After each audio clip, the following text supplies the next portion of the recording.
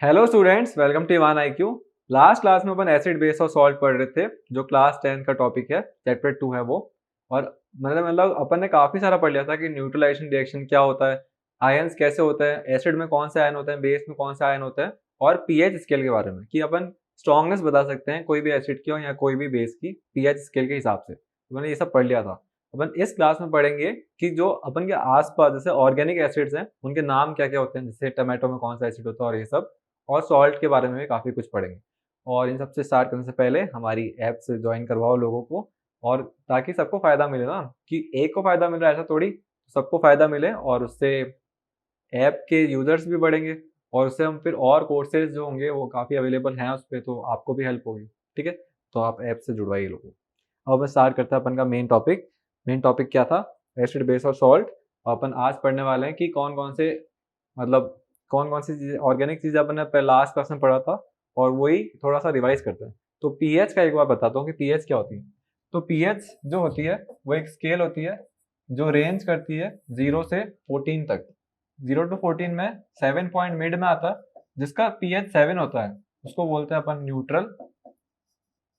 और 7 से आगे जाओगे मतलब 7 से बड़ी वैल्यू तो बेस, और 7 से पीछे जाओगे मतलब 7 से छोटी वैल्यू तो उसका मतलब वो एसिड। ठीक है, ये अपन ने पढ़ा था कि 7 से कम वैल्यू मतलब 6 आ गया तो एसिड है, 8 आ गया तो बेस है। ठीक है, अब बेस बेस अगर है तो वीक है कि स्ट्रॉन्ग है वो कैसे पता चलेगा? तो जितना बड़ा नंबर होगा उतना स्ट्रॉन्ग बेस है, जितना छोटा नंबर होगा उतना स्ट्रॉन्ग एसिड है। मतलब 0 और 5 है, दोनों ही 7 से नीचे है, तो स्ट्रॉन्ग एसिड कौन है? तो 0 वाला स्ट्रॉन्ग एसिड है, क्योंकि आयन ज्यादा हो जाएंगे, ओ मतलब उसमें H प्लस के आयन ज्यादा होंगे। ठीक है, तो ये अपन को पीएच का पता है थोड़ा बहुत। और ये अब एक क्वेश्चन है कि अगर कोई चीज एसिडिक है तो क्या उसमें H प्लस के आयंस होते हैं, कि उसमें दोनों आयंस होते हैं, OH माइनस के आयंस भी होते हैं क्या? तो ये देख रहे हैं। तो अगर कोई चीज एसिडिक है, जैसे ये कोई सॉल्यूशन है और ये एसिडिक है, ठीक है, तो इसमें क्या होता है, इसमें दोनों के आयंस होते हैं, H प्लस के भी होते हैं और OH माइनस के भी होते हैं। जैसे मैंने बोला कि इसमें 5H प्लस के आयन है तो इसमें OH माइनस के 3 होंगे। ठीक है, तो ज्यादा कौन हो गए? H प्लस के, तो उसकी वजह से ये चीज एसिडिक है। तो एसिडिक कोई चीज होती है तो उसमें H प्लस के आयंस भी होता है, और अगर कोई बेसिक चीज है तो उसमें वो वाले आयंस होंगे, कौन से वाले? H प्लस के। तो बेसिक में क्या होगा? OH माइनस के ज्यादा होंगे, और एसिडिक में क्या होता है? H प्लस के ज्यादा होता है। तो यही डिफरेंस है। ठीक है, तो मेनली यही डिफरेंस होता है इन दोनों में। अब अपन को ये सब पता ही है, ये तो अपन को पता है। अब अपन आते हैं मेनली, अपन को पढ़ना क्या है आज। आज क्या पढ़ना है? अपन को थोड़े डिफरेंट डिफरेंट एसिड्स के नाम पढ़ना है। जैसे टमाटो, टमाटो में किस टाइप का एसिड होता है? तो टमाटो में ऑक्जेलिक एसिड होता है। ठीक है, वन वर्ड्स के लिए पढ़ रहे हैं तो ऑक्जेलिक एसिड होता है। वैसे ही लेमन, लेमन में भी एक एसिड होता है, तो लेमन में कौन सा एसिड होता है? तो लेमन में सिट्रिक एसिड है, सिट्रिक एसिड। और इमली होती है ना, इमली, तमारिंड, उसमें भी एक एसिड होता है। जो भी सार चीजें होती है वो तो एसिडिक है ही, तो उसमें कौन सा एसिड होता है? तो उसमें होता है टार्टेरिक एसिड, टार्टरिक। ठीक है, टार्टरिक एसिड होता है उसमें। और टार्टरिक एसिड अपन के बाद में भी काम आएगा बेकिंग सोडा इन सब के फॉर्मेशन में, तो ये अपन को थोड़ा अच्छे से पता होना चाहिए। टमारिन, टार्टरिक एसिड, ये अपन लगा दिया स्टार, इंपॉर्टेंट। ठीक है, तो ऐसे सारे इंपॉर्टेंट है, बस मैंने ऐसे बोला कि ये थोड़ा ज्यादा इंपॉर्टेंट है क्योंकि इसके बाद 2 बार मेंशन हुआ है इसलिए। तो टमारिन में टार्टरिक एसिड होता है, और अपन को कभी आंट आंट कट करती है, इन सब में भी एसिड होता है, तो वो भी अपन को पता होना चाहिए। तो वो एक बार लिख देते हैं नया बना के, आंट स्टिंग।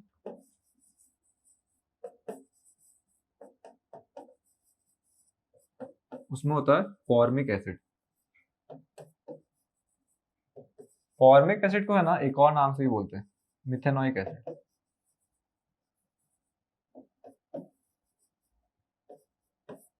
अब जैसे कोई अपन के एनसीईआरटी में तो इनके केमिकल फॉर्मूला, जैसे एसिड है तो कोई केमिकल है, केमिकल है तो केमिकल फॉर्मूला भी होगा।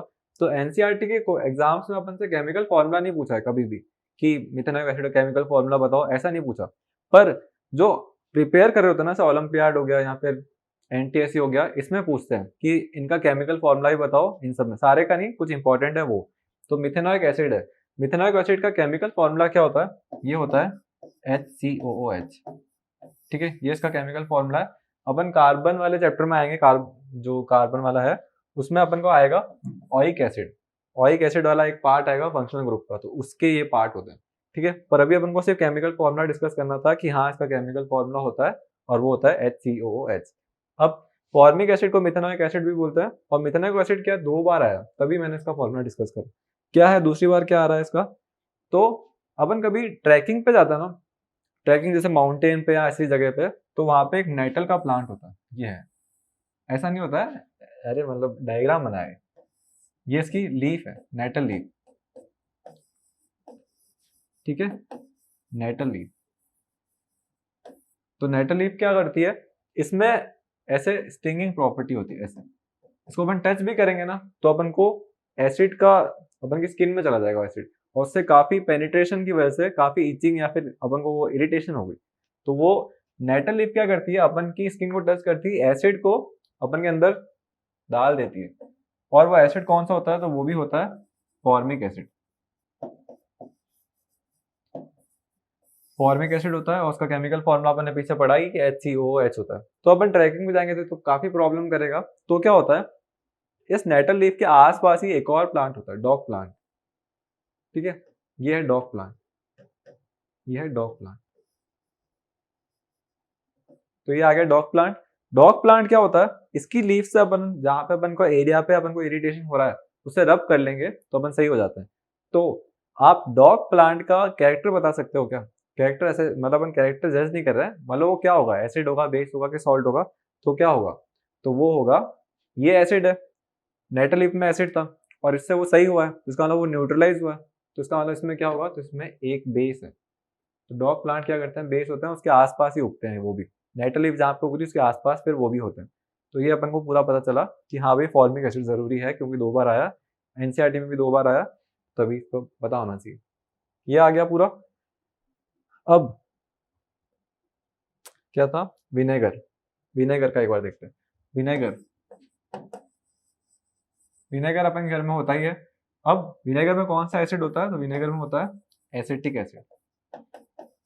ये आ गया एसिटिक एसिड, एसिटिक एसिड। अब इसका केमिकल फॉर्मूला बताओ, एसिटिक एसिड का केमिकल फॉर्मूला बताओ। तो अपन को पता ही है, अपन को नहीं पता है तो बता देता है। क्या है, वो है CH3COOH। तो ये होता है विनेगर का केमिकल फॉर्मूला। एसिटिक एसिड इसको जनरली में बोलते हैं, और IUPAC के अकॉर्डिंग इसका नाम होता है इथेनॉइक एसिड।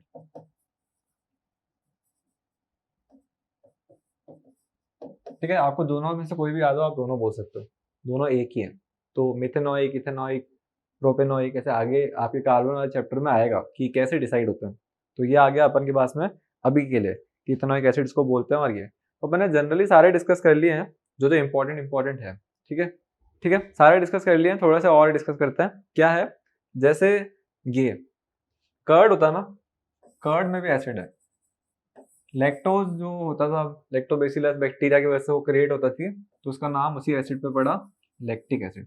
तो कर्ड के अंदर कौन सा एसिड होता है, तो वो होता है लैक्टिक एसिड। फिर आते हैं अपन लास्ट वाले पार्ट पे। लास्ट वाला पार्ट जैसे क्या क्या क्या है, ऑरेंज। ऑरेंज अपन खाते हैं, ऑरेंज एक फ्रूट है, लेमन जैसे ही होता है। तो ऑरेंज के अंदर कौन सा एसिड होता है, तो लेमन के अंदर सिट्रिक एसिड है, ऑरेंज में भी सिट्रिक एसिड, बात ही खत्म। तो ये आ गए सारे एसिड जो अपन को पढ़ने थे, ये आगे का पूरा पार्ट हो गया खत्म। तो अपन आते हैं सॉल्ट्स के ऊपर डिस्कशन पे कि सॉल्ट का यूज क्या है। अब सॉल्ट, ऐसे तो बहुत सारे सॉल्ट्स होते हैं, जैसे अपन ने पढ़े मैग्नीशियम क्लोराइड के सॉल्ट थे, सोडियम क्लोराइड एक सॉल्ट है, और भी बहुत सारे हैं जैसे पोटेशियम क्लोराइड, ये सब सॉल्ट होते हैं। पर सॉल्ट जो है जनरल लाइफ में अपन एक ही सॉल्ट सुनते हैं जो अपन घर में यूज करते हैं, नमक जो होता है वो होता है सोडियम क्लोराइड, और उसके काफी सारे यूजेस होते हैं। अपन सोडियम क्लोराइड से काफी सारी चीजें बना सकते हैं जो अपन के लिए यूजफुल हो सकती है, और मतलब अपन यूज करते ही हैं उनको। तो अपन सॉल्ट्स के बारे में पढ़ेंगे कि सॉल्ट्स का कैसे यूज करेंगे, और जनरल सॉल्ट जो है सोडियम क्लोराइड उसी पे ही पढ़ेंगे, वही पढ़ने वाले। ठीक है, तो अब अपन पुट करते हैं सॉल्ट। तो पहले तो सॉल्ट एसिडिक हो सकते हैं क्या, तो आंसर है यस, एसिडिक हो सकते हैं। सॉल्ट बनते कैसे हैं, एसिड और बेस के मिक्स होगा, सॉल्ट और वाटर बनता था, न्यूट्रलाइजेशन रिएक्शन होता था, तो सॉल्ट तो वैसे बनते हैं। पर सॉल्ट हमेशा न्यूट्रल होंगे ये जरूरी है क्या? तो आंसर है नहीं, वो एसिडिक भी हो सकता है और बेसिक भी हो सकता है। तो कैसे डिसाइड होता है? कैसे डिसाइड होता है? अगर स्ट्रॉन्ग एसिड है, ठीक है, स्ट्रॉन्ग एसिड है, ये रिएक्ट कर रहा है वीक बेस से, इसको अपन ले जाएंगे दूर, ठीक है, स्ट्रॉन्ग एसिड है वीक बेस है। तो अगर ये रिएक्शन हो जाएगा तो क्या होगा? एसिड और बेस रिएक्ट कर रहे हैं, स्ट्रॉन्ग एसिड मतलब एसिड की स्ट्रॉन्गनेस ज्यादा है, बेस तो वीक ही था, तो उसकी वजह से रिएक्शन जो हुआ, जो सॉल्ट बना वो एसिडिक ही बना, ठीक है, एसिड स्ट्रॉन्ग था इसलिए, तो एसिडिक सॉल्ट बना और वाटर अलग से बना H2O, ठीक है। नेक्स्ट आता है अपन का, जब जब जब जब जब जब हो क्या, नेक्स्ट केस में अपन ले रहे हैं एसिड वीक है, ठीक है, तो नेक्स्ट ले लिया अपन ने वीक एसिड और बेस स्ट्रॉन्ग था, तो बेस है स्ट्रॉन्ग, स्ट्रॉन्ग बेस, ये आ गया स्ट्रॉन्ग बेस। अब इसकी वजह से जो सॉल्ट बन रहा है वो कैसा बन रहा है? बेस स्ट्रॉन्ग था ना, तो बेस स्ट्रॉन्ग है, तो सॉल्ट भी कैसा बनेगा? बेसिक सॉल्ट बनेगा। तो ये आ गया बेसिक सॉल्ट और H2O। तो ये अपन का दो पता चले। और थर्ड केस ले लेते हैं कि जब स्ट्रॉन्ग एसिड है, स्ट्रॉन्ग बेस है, तो उसमें फिर वो न्यूट्रल सॉल्ट बनेगा, उसको लिखने की कोई जरूरत नहीं है, आप समझ जाओ, भावनाओं को समझो, ये अपन ने लिख दिया। तो ये अपन के दो चीजें, दो तीन चीजें आई है। तो सॉल्ट एसिडिक भी हो सकता है, बेसिक भी हो सकता है, डिपेंड करेगा कि किससे बन रहा है, एसिड से बन रहा है कि बेस बन रहा है, और वो एसिड कैसा था, स्ट्रॉन्ग था कि वीक था, ठीक है। अब अपन आते हैं अपने नेक्स्ट पे, सॉल्ट का यूज तो बताओ, इतनी बातें आते क्या, बताओ क्या है यूज, क्या है? तो यूज क्या है? Salt NaCl। NaCl का एक बार मैं रिएक्शन बताता हूँ कि कैसे बन रहा है। NaCl कैसे बन रहा है? ये बन रहा है HCl और रिएक्ट करता है ये सोडियम हाइड्रोक्साइड, और इसकी रिएक्शन की वजह से होता है NaCl प्लस H2O, ठीक है। ये तो उसका मेन होता है। ये है एसिड, स्ट्रॉन्ग एसिड है, ये स्ट्रॉन्ग बेस है, और उसकी वजह से कंपाउंड बना, दोनों स्ट्रॉन्ग थे तो उसकी वजह से सॉल्ट बना है, वो बना है न्यूट्रल, तो NaCl है न्यूट्रल, ठीक है, H2O बना, ये होता है न्यूट्रलाइजेशन रिएक्शन। अब अपन को देखना है NaCl के यूजेस। तो today in this video we are going to discuss about the uses of NaCl in our daily life, ठीक है। इंग्लिश में इसलिए बोला क्योंकि फ्लो में आ चुका था तो मैंने बोल। अपन आते हैं NaCl पे। NaCl क्या है? NaCl को क्या क्या यूज है? फर्स्ट यूज है, काफी इंपॉर्टेंट रिएक्शन है, काफी इंपॉर्टेंट यूज भी है डेली लाइफ में भी, और ये तो रिएक्शन का नाम है क्लोर एल्कली प्रोसेस, ठीक है। इसको पुट करते हैं अपन हेडिंग पे, क्लोर एल्कलाई, एल्कलाई बोलते हैं, एल्कलाई, क्लोर एल्कलाई प्रोसेस। क्या होता है इसमें? क्या होता है इसमें? इसमें क्या होता है, एक अपन बीकर लेते हैं, टम्बलर ले लिया, मतलब बीकर टाइप, इसमें डाल दिया अपन ने सेल, ये सेल का पॉजिटिव और सेल का, एक मिनट,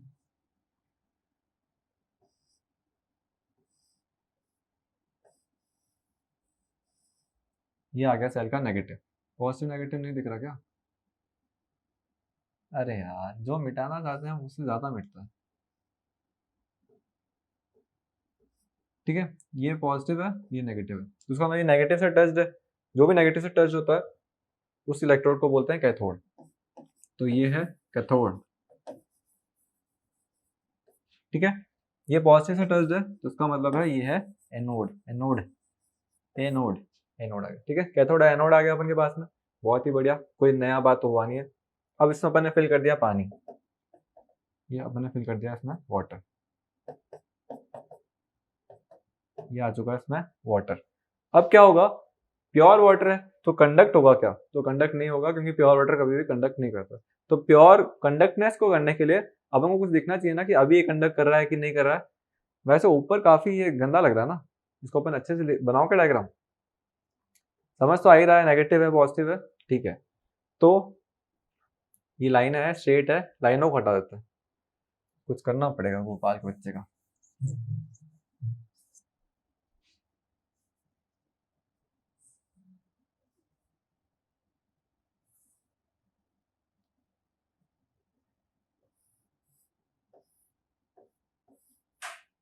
ठीक है, ये है, और हेडिंग है क्लोर एल्कलाई प्रोसेस,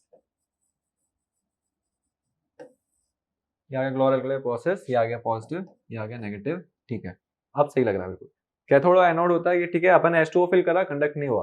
अब ऐसा कुछ होना चाहिए ना कि कंडक्ट अगर कर रहा है तो पता चले, इसके लिए अपन ने क्या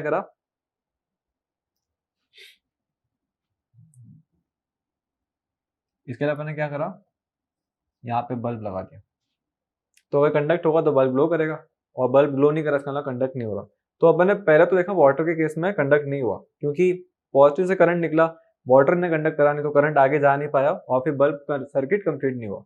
तो अपन ने थोड़ा इसमें नमक डाल दिया, ठीक है, नमक डाला, जैसे ये नमक डाला तो कौन सा डाला, सोडियम क्लोराइड जो जनरल सॉल्ट होता है, वो अपन ने पुट करा इसमें। जैसे ही पुट करा और ये बल्ब ग्लो करने लगा, तो उसका मतलब क्या हुआ, इस नमक की वजह से आयोनाइज हो गया, तो ये कंडक्टिव हो गया। तो ये अपन ने पूरा देखा कि हाँ कंडक्टिव हो गया, बल्ब ग्लो कर रहा है, ठीक है। अब क्या, तो कंडक्ट करने लग गया, आयंस की स्किन में फॉर्मेशन हो गया। और ये अब इसमें इंपॉर्टेंट चीज क्या है वो देखते हैं। अपन ने क्या करा है, एक सॉल्यूशन बनाया है जिसमें वाटर है, H2O है, और उसमें NaCl है, ठीक है, H2O और NaCl दोनों मिक्स करें ना, और इस टाइप के सॉल्यूशन को क्या बोलते हैं, तो इसको बोलते हैं ब्राइन। ब्राइन सॉल्यूशन है ये, ठीक है, नमक का पानी है एक तरीके से, तो ब्राइन सॉल्यूशन, तो इसको बोलते हैं ब्राइन, ठीक है। अब क्या हो रहा है, NaCl कंडक्टिव है, उसने कंडक्ट करना स्टार्ट करा और कुछ आयन फॉर्म होने लग गए। तो अपन देखते हैं कि कैसे आयन फॉर्म हो रहे हैं, ठीक है। अपन इसी स्लाइड पे नहीं करके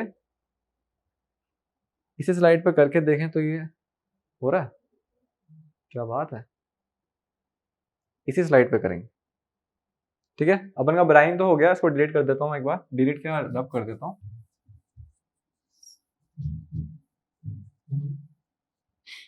स्पेस मैनेजमेंट, तो ये क्लोरोअल्कली प्रोसेस का ये पूरा हो रहा था। अब क्या होगा, अब क्या होगा बताओ। तो NaCl ने कंडक्टिव बना दिया, बल्ब ग्लो करने लग गया है, और ये कंडक्टिव बनाया, इसका मतलब आयोनाइज हुआ है, तभी इसने कंडक्टिव बनाया।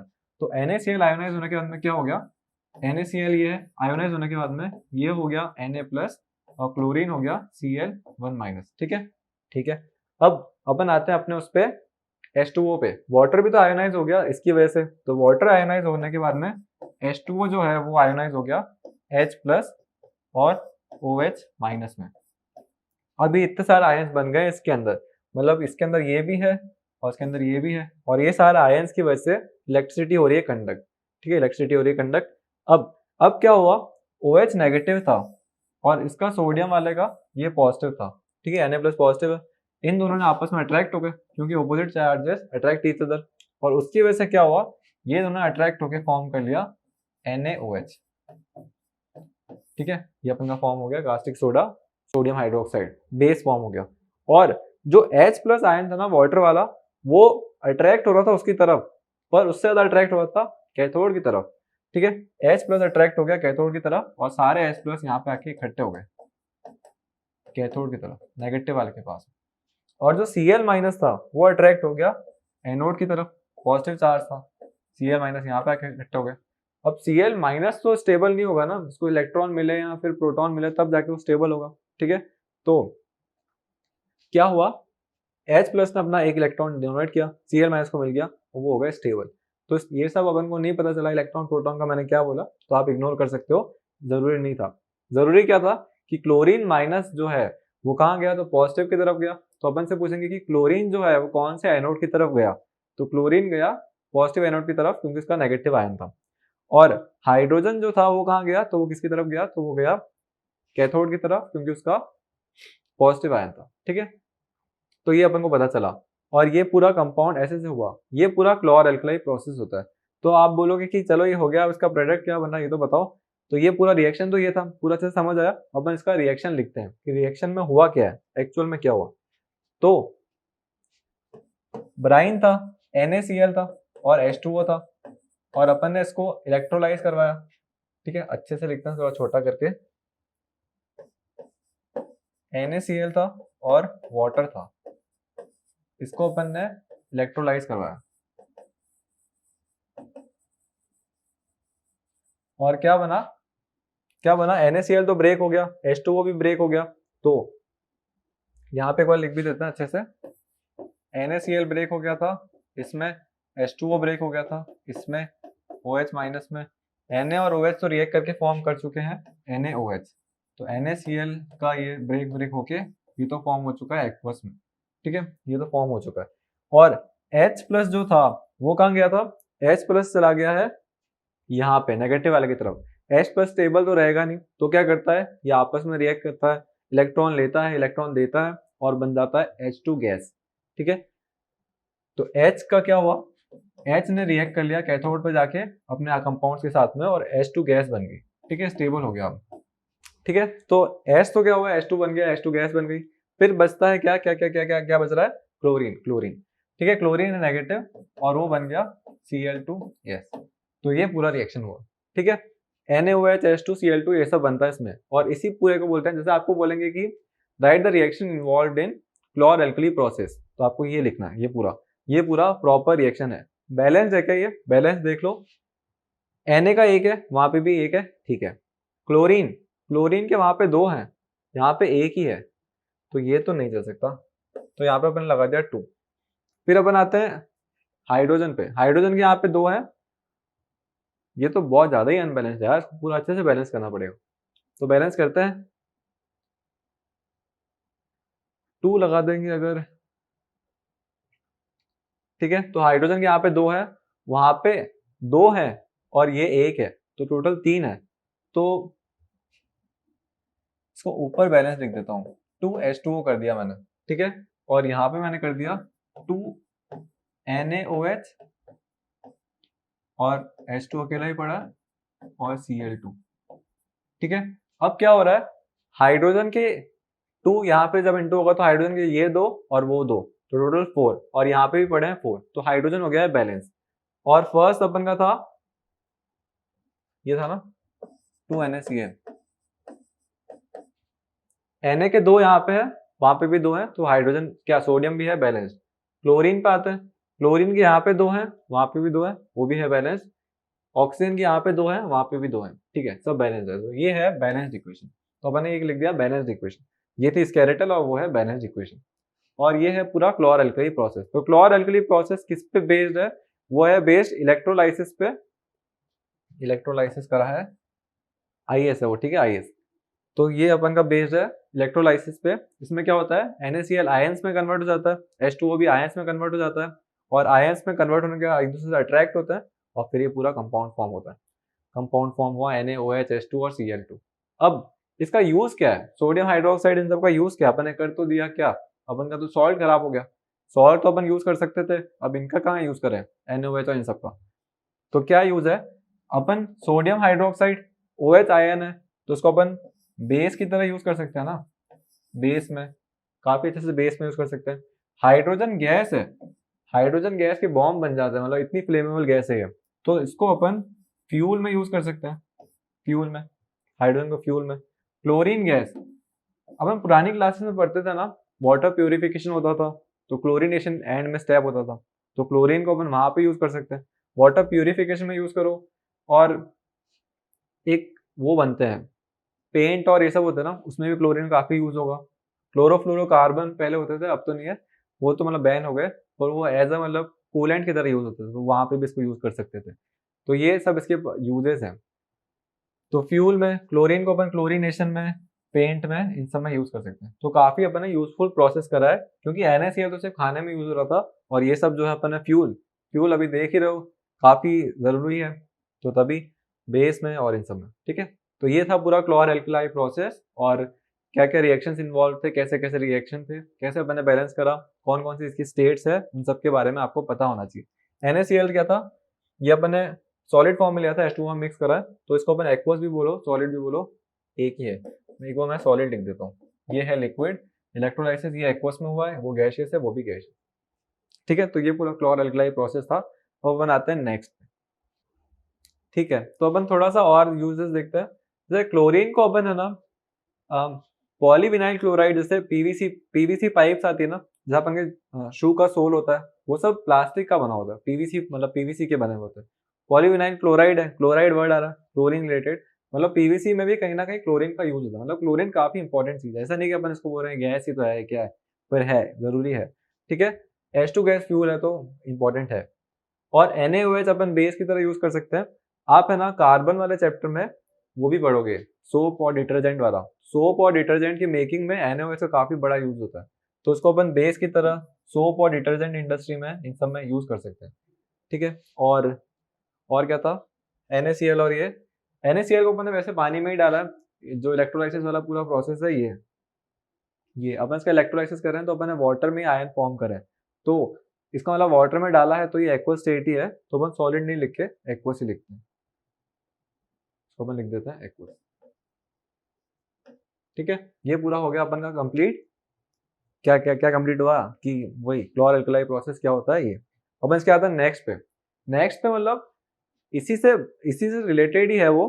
तो अपन ने अभी तक अपन ने क्या देखा कि NaCl का यूज करके अपन काफी इंपॉर्टेंट चीजें बना सकते हैं। अब नेक्स्ट आता है ब्लीचिंग पाउडर। ठीक है, ब्लीचिंग पाउडर क्या है और उसमें NaCl का क्या यूज है, ठीक है, तो वो देखते हैं। ठीक है, तो अब अपन आते हैं ब्लीचिंग पाउडर पे। ब्लीचिंग पाउडर भी सॉल्ट से ही फॉर्म हो रहा है। ब्लीचिंग पाउडर होता क्या है पहले तो अपन को वो देखना है, और सेकंड के इसके यूजेस क्या है, तो ये अपन ने लिख दिया ब्लीचिंग पाउडर। ठीक है, ब्लीचिंग पाउडर आ गया। अब क्या है और NaCl का इसमें क्या यूज है, तो इसमें NaCl का कोई यूज है नहीं। ठीक है, NaCl का इसमें कोई यूज नहीं है, पर इससे पहले जो प्रोसेस करा ना अपन ने, ये वाला क्लोर अल्कली प्रोसेस, इसमें से क्लोरीन गैस निकली थी, तो NaCl के यूज से ही तो क्लोरीन गैस निकली है, और ब्लीचिंग पाउडर में क्लोरीन का यूज है, तो अपन मतलब सेकेंडरी यूज में आ गए हैं, तो अपन सेकेंडरी यूज बोल रहे हैं। अब ब्लीचिंग पाउडर होता क्या है, तो ब्लीचिंग पाउडर होता है, जैसे अपन ने लिया लाइम वाटर, लाइम वाटर ले लिया, लाइम वाटर होता है स्लेक्ड लाइम, उसका केमिकल फॉर्मूला होता है CaOH होल ट्वाइस, ये है अपन का लाइम वाटर। लाइम वाटर को अगर अपन क्लोरीन से रिएक्ट करवाते हैं ना, ठीक है, तो इसकी वजह से फॉर्म होता है ब्लीचिंग पाउडर, और वो होता है CaOCl2।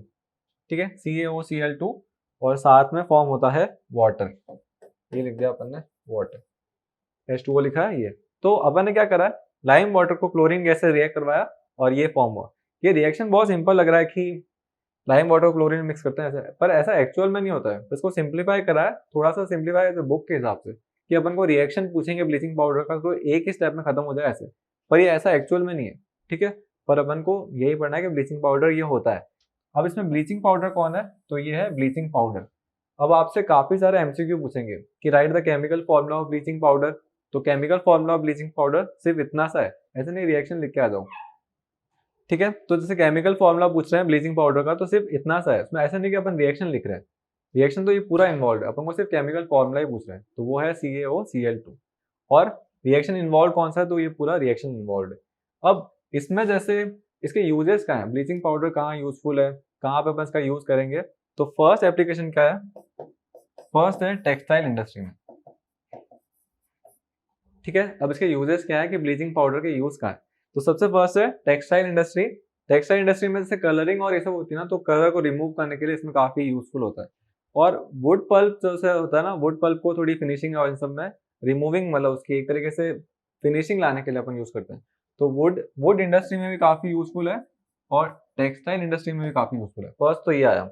सेकंड क्या है, जैसे अपन वो बोलते हैं ना कि क्लोरीनेशन जो करते थे, वाटर ट्रीटमेंट करते थे, तो उसमें अपन क्लोरीन का यूज करते थे, तो उसमें ब्लीचिंग पाउडर का यूज भी कर सकते हैं। तो सेकंड इंपॉर्टेंट है इसकी एप्लीकेशन क्या है, तो वो है वाटर ट्रीटमेंट में जर्म्स को किल करने के लिए।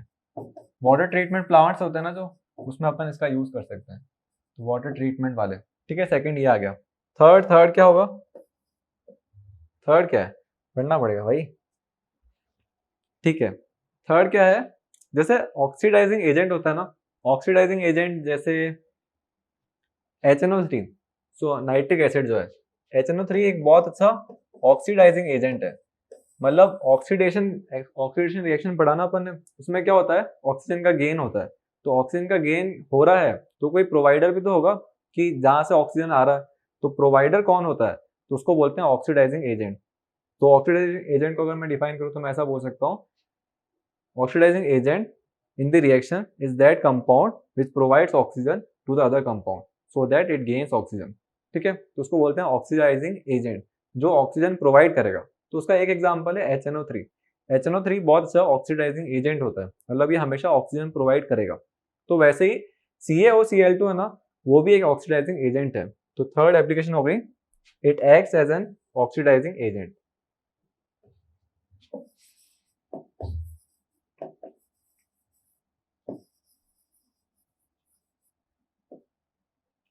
तो ये आ गया अपन का पूरा ब्लीचिंग पाउडर का यूजेज, इसके अंदर कौन सा केमिकल रिएक्शन इन्वॉल्व है और इसके अंदर क्या क्या होता है।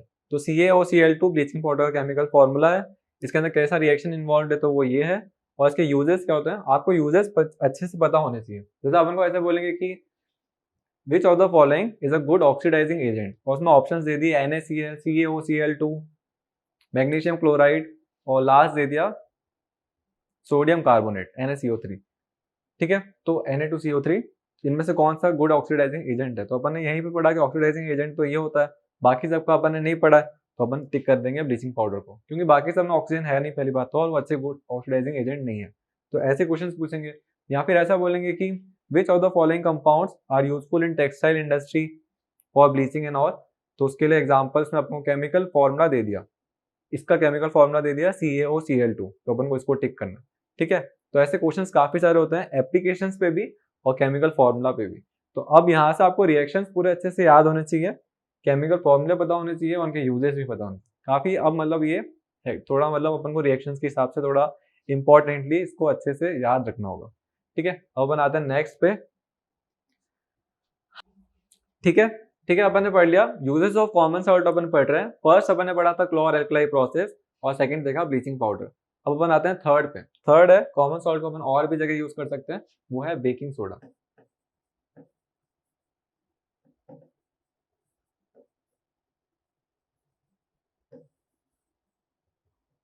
ठीक है, बेकिंग सोडा क्या होता है, ये सबसे पहले तो ये अपन को पता नहीं है कि केमिकल फॉर्मूला का क्या है, और ये तो अपन थोड़ा विजुलाइज करने के लिए केमिकल फॉर्मूला लिख देते हैं कि बेकिंग सोडा है क्या। तो बेकिंग सोडा होता है सोडियम हाइड्रोजन कार्बोनेट। ठीक है, बेकिंग सोडा कोई नया नहीं है, सोडियम हाइड्रोजन कार्बोनेट ही है। ये अपन का आ गया सोडियम हाइड्रोजन कार्बोनेट। तो इसको अपन ने सिर्फ लिखा था कि है क्या, वो थोड़ा पता चले ना कि क्या होता है, तो वो तो ये हो गया। अब इसको हटा के अपन इसके अंदर कैसे रिएक्शन होते हैं वो लिखते हैं। और बेकिंग सोडा का यूज कहाँ आता है, तो अपन के घर में जो भी पकोड़े बनते हैं, केक बनते हैं, क्रिस्पीनेस जिसमें भी है उन सब में बेकिंग सोडा डलता है। अपन घर में बेकिंग सोडा काफी होता है। ठीक है, वो स्पॉन्जीनेस जो ब्रेड बनती है, जिसमें स्पॉन्जीनेस आती है, क्रिस्पीनेस आती है ना, वो सब बेकिंग सोडा की वजह से ही हो रही है। आप जो पिज्जा बर्गर ये सब खा रहे हो ना, उन सब में मेन इंग्रेडिएंट तो क्या, उसमें स्पॉन्जीनेस जो है वो बेकिंग सोडा से आ रही है। ठीक है, तो अब उनको पता है कि हाँ बेकिंग सोडा इंपॉर्टेंट टर्म तो है, क्योंकि भाई खाने में इतनी टेस्टी चीजें आ रही है तो इंपॉर्टेंट तो है, और उसके पीछे का पढ़ना पड़ेगा कि हाँ।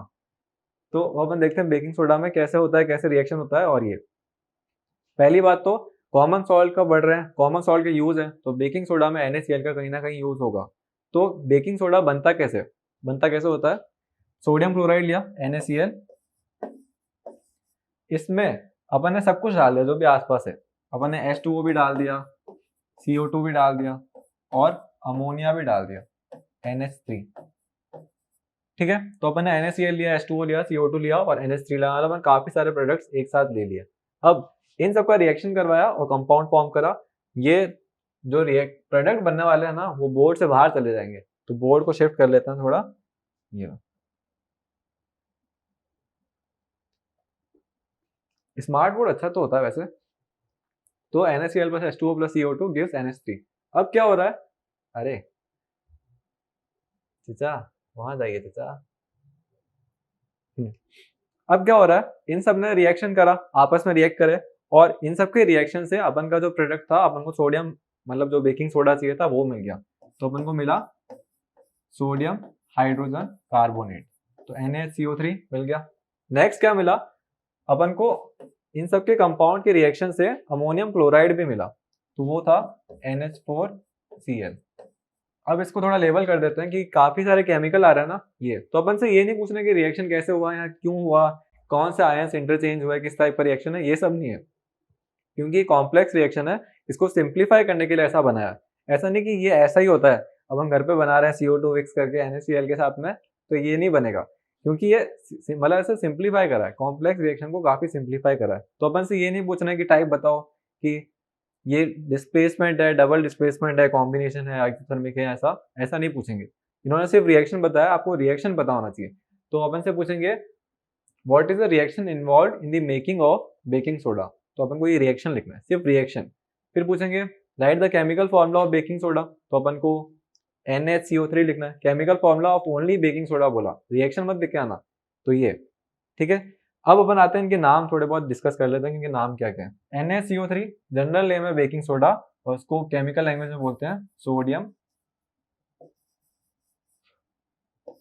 Hydrogen carbonate.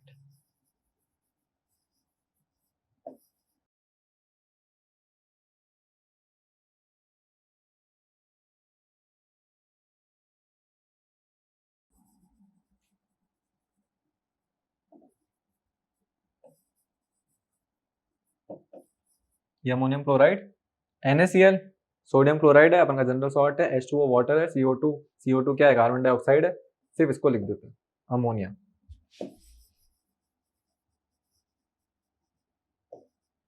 ठीक है, तो ये अपन का reaction involve in the making of baking soda ये है। ठीक है, रिएक्शन इसका ये होता है।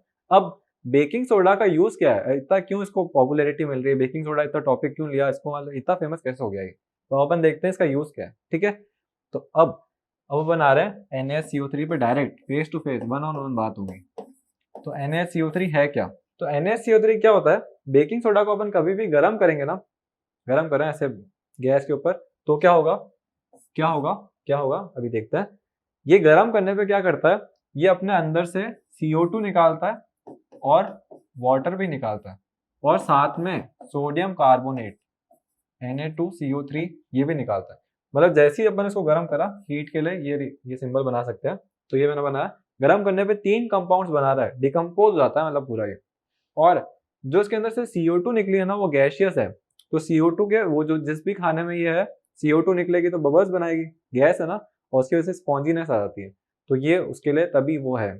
ठीक है, तो हीटिंग में इसको क्यों यूज करते हैं, ताकि फ्लफीनेस आ जाए, CO2 की वजह से फ्लफीनेस आएगी और इस वजह से इसको अपन यूज करते हैं। एक और चीज, sodium hydrogen carbonate baking soda जो है, ये जो बेकिंग सोडा है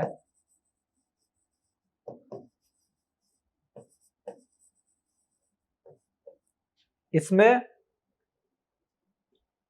फोन में लाइट अभी तक जल रही है, बेकिंग सोडा जो है ये एसिडिक है, बेसिक है, न्यूट्रल है, कैसा है, सॉल्ट भी है कि नहीं, क्या है ये, तो अपन चाह रहे हैं कि इसको फाइंड करें कि इस पीएच पे चेक करते हैं कि ये एसिडिक है, बेसिक है कि नहीं है। पर मेरे पास पीएच स्केल नहीं है, तो मैंने पुराने रिएक्शंस को रिमाइंड करा।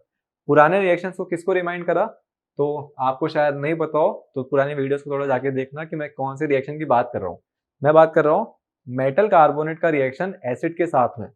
ठीक है, मेटल कार्बोनेट और मेटल हाइड्रोजन कार्बोनेट, तो एक पूरा टॉपिक है कि reaction of metal hydrogen carbonate with acid, और we can say that reaction of metal carbonate with acid. तो एक पूरा टॉपिक था उस पर, वो सब क्या थे, तो उसमें क्या था, एग्जाम्पल ही था सोडियम हाइड्रोजन कार्बोनेट, तो उसमें ये रिएक्शन था NaHCO3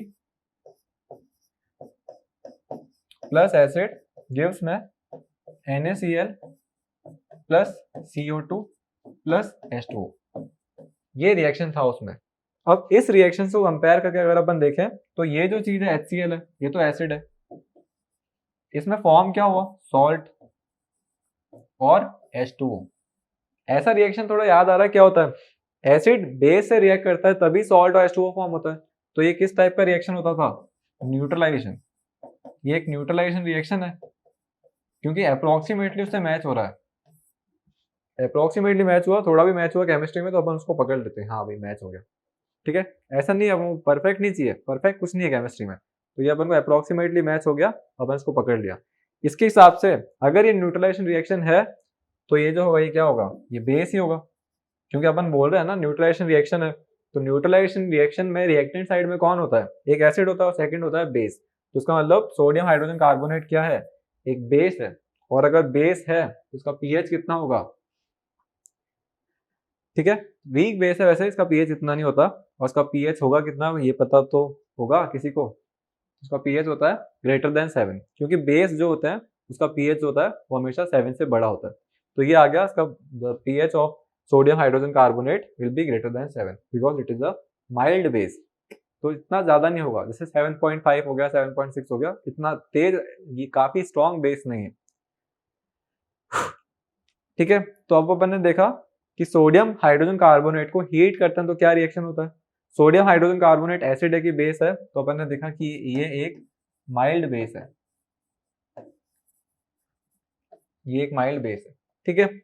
अब अपन आते हैं कि अगर ये बेस है तो अपन अपने केक में या इन सब में डालेंगे तो बेसिस क्या होते हैं, बिटर। तो बिटर टेस्ट हो गया अगर तो केक खराब हो जाएगा, पर ऐसा होता तो नहीं है क्योंकि काफी स्वीट होते हैं केक, केक स्वीट होता है, मैं नहीं। तो कैसे होगा वो, तो माइल्ड बेस है तो बिटर तो होगा, तो अपन के कभी कभार घर पे ऐसा केक बनता है इसका टेस्ट बिगड़ जाता है, ठीक है, कभी कभार किसी के घर में हुआ होगा ऐसा, ठीक है, बेकिंग सोडा की वजह से बिटर टेस्ट के होते हैं, ज्यादा डाल देंगे ना तो खराब हो जाता है वो, तो उसकी वजह से हाँ बिटर टेस्ट होता है, उसको अपन स्वीट शुगर डाल के कम कंपाइल करके इक्वल कर देते हैं, तो बिटर होता है तो है वो, ठीक है। पर एक और होता है, बेकिंग सोडा का अपन ने पूरा देख लिया कि ये है, अब अपन आते हैं इसके यूजेस पे। यूजेस में ऐसा एक चीज होती है जिससे उसकी बिटरनेस कम हो जाएगी, ठीक है, तो वो अपन आ रहे हैं यूजेस ऑफ बेकिंग सोडा।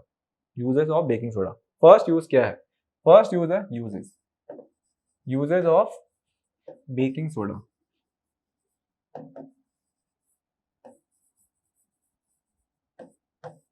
ठीक है। फर्स्ट यूज क्या है, फर्स्ट यूज ये है कि अपन इसका यूज करके बेकिंग पाउडर बना सकते हैं, ठीक है। बेकिंग पाउडर और बेकिंग सोडा में क्या ही फर्क है, तो बेकिंग पाउडर ऐसा होता है कि वो बिटरनेस कम होती है उसमें, तो अपन ने बेकिंग सोडा लिया, अपन ने लिया बेकिंग सोडा पाउडर फॉर्म का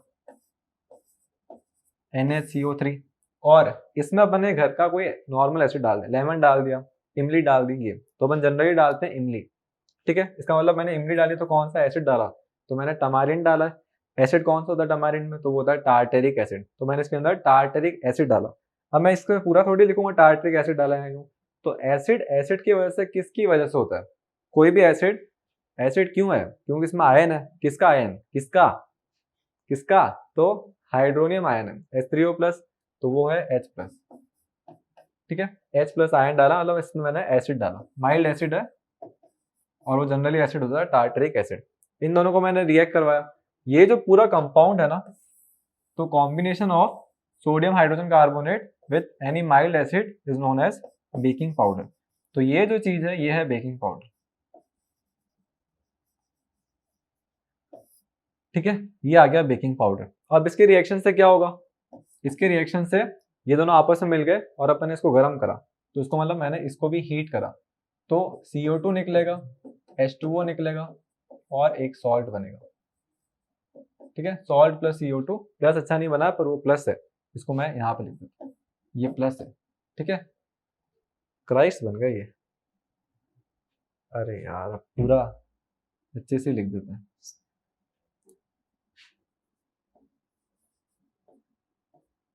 ठीक है, salt plus CO2 plus H2O है, ये पूरा अपन को पता चला कि हाँ ये गर्म करने के बाद में ये होगा, तो इसमें भी CO2 निकल रहा है, वाटर निकल रहा है, तो अपन बेकिंग सोडा को क्यों यूज करें, क्योंकि वो तो बिटर है, और अपन ने इसकी बिटरनेस कम कर दी है एसिड की वजह से, तो अब इसकी बिटरनेस कम हो गई, तो अपन बेकिंग पाउडर का यूज करेंगे, तो बेकिंग पाउडर को यूज करेंगे अगर केक वेक बनाने में तो ज्यादा सही रहेगा, क्योंकि फिर वो बिटरनेस कम हो गई ना उसकी, तो फिर वो ज्यादा हेल्पफुल होगा, बिटरनेस नहीं होगी तो स्वीट लगेंगे, स्वीट, सॉल्ट CO2 H2O, ये बेकिंग पाउडर का रिएक्शन ये है, हीट करेंगे तो ये कंपाउंड बनता है, salt plus CO2 plus H2O, तो ये आया फर्स्ट यूज, तो अपन बेकिंग सोडा का यूज कर सकते हैं बेकिंग पाउडर को बनाने में, और बेकिंग पाउडर का ये पूरा अपन ने देख लिया कंपाइलेशन,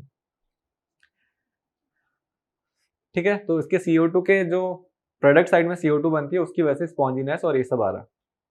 अब अपन आते हैं अपने नेक्स्ट पे, नेक्स्ट क्या है, नेक्स्ट क्या है, नेक्स्ट यूज क्या है, नेक्स्ट यूज ये है कि अपन ने तो देख लिया ना कि बेकिंग सोडा जो है वो माइल्ड बेस है, मतलब नॉन कोरोसिव बेस है, एक बेस होते हैं जो कोरोसिव होते हैं काफी स्ट्रांग होते हैं, और एक बेस होते हैं जो नॉन कोरोसिव होते हैं जो अपन को नुकसान नहीं पहुंचाएंगे, जैसे मेरी स्किन पे कुछ लग गया, नॉन कोरोसिव है तो मेरी स्किन को कुछ इफेक्ट नहीं पड़ेगा, और एक होते हैं कोरोसिव, मतलब मेरी स्किन पूरी रब करेंगे तो रफनेस आ जाएगी उसमें, मतलब ऐसा भी हो सकता है कि मेरे प्रॉब्लम हो जाए, पूरी स्किन ही हट जाए, ऐसा भी हो सकता है, तो नॉन कोरोसिव बेस है तो उसको मैं एंटा एसिड की तरह यूज कर सकता हूँ, तो it can be use as एंटा acid.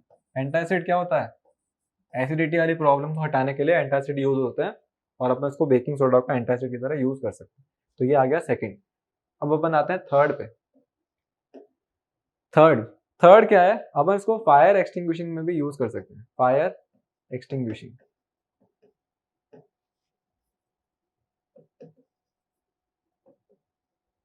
ठीक है, फायर एक्सटिंग्विशिंग कैसे यूज कर सकते हैं, तो फायर एक्सटिंग्विशिंग, फायर क्या होती है? फायर कभी भी अगर कंबशन हो रहा है तो उसमें ऑक्सीजन की रिक्वायरमेंट होती है। तो अगर मैं ऑक्सीजन को आसपास से हटा के कार्बन डाइऑक्साइड फिल कर दूं तो वो आग बुझ जाएगी, ठीक है, क्योंकि CO2 जो है उसका जस्ट ऑपोजिट है। अगर O2 की वजह से आग लग रही है तो CO2 आ जाएगा तो आग बंद हो जाएगी। तो फायर एक्सटिंग्विशिंग में मतलब मेन एम है CO2 आ जाए। CO2 कैसा आएगा?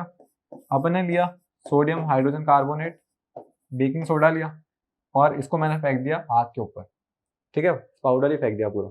तो आग के ऊपर गया तो ये गर्म होगा, और गर्म होगा तो क्या बनता है? गर्म होने के बाद में ये बनाता है Na2CO3 plus CO2 plus H2O। गर्म होके ये बना दिया इसने, और CO2 बना ना, इस पूरे में CO2 बना तो आग के ऊपर आसपास CO2 की लेयर आ जाएगी। CO2 और O2 में से हैवी ऑक्साइड कौन सी है? तो कार्बन डाइऑक्साइड हैवी है, तो वो नीचे उसकी पूरी लेयर बना देगी। O2 अब रिएक्ट ही नहीं कर पाएगी। जैसे मैं ऐसे बोल रहा हूँ, कहाँ बोल रहा हूँ? यहाँ बोल रहा हूँ, ये लग रही है आग, ऐसे ये पूरी आग लग रही है। अब क्या हुआ? इसके ऊपर मैंने बेकिंग सोडा फेंका तो आसपास क्या हुआ? ये यहाँ तक आ गई CO2 की लेयर, ये पूरी, ये CO2 की लेयर। अब O2 तो इस पे आ ही नहीं पा रही ना, और O2 अगर आग को मिलेगी नहीं तो CO2 लेयर उसको बुझा देगी। तो उसकी वजह से अपन फायर को एक्सटिंग्विश कर लें। तो ये तरीका है फायर एक्सटिंग्विशिंग का, ठीक है। तो अपन ने काफी सब कुछ देखा कि NaCl का अपन काफी सारा यूज कर सकते थे, जैसे क्लोर अल्कलाई प्रोसेस देखा, फिर अपने ब्लीचिंग पाउडर का फॉर्मेशन देखा, और लास्ट देखा बेकिंग सोडा का। और बेकिंग सोडा काफ़ी इंपॉर्टेंट टर्म है, इसके केमिकल फॉर्मूलाज में काफ़ी सारे आए, इसकी एप्लीकेशंस भी अच्छी अच्छी थी, और ये सब अपन ने देखा जो ये भी, तो अपन को ये पता होना चाहिए, ठीक है, बेकिंग सोडा का एप्लीकेशन। और ये तो आज की क्लास में बस इतना ही। आप नेक्स्ट क्लास में आना, उसमें नेक्स्ट पढ़ेंगे कि अपन और क्या यूज़ कर सकते हैं इन सब का। लास्ट लास्ट क्लास होगी वो इस चैप्टर की, और थोड़े बहुत अपन क्वेश्चन डिस्कस करेंगे उस क्लास में, ठीक है। तो थैंक यू इस क्लास को अटेंड करने के लिए, और हमारे ऐप को शेयर करें, और लाइक, अगर लाइक का ऑप्शन है तो लाइक का ऑप्शन करें, या फिर यूट्यूब पे तो अभी आया नहीं है, ऐप को शेयर करें बस, ठीक है। Thank you, thank you, thank you, thank you.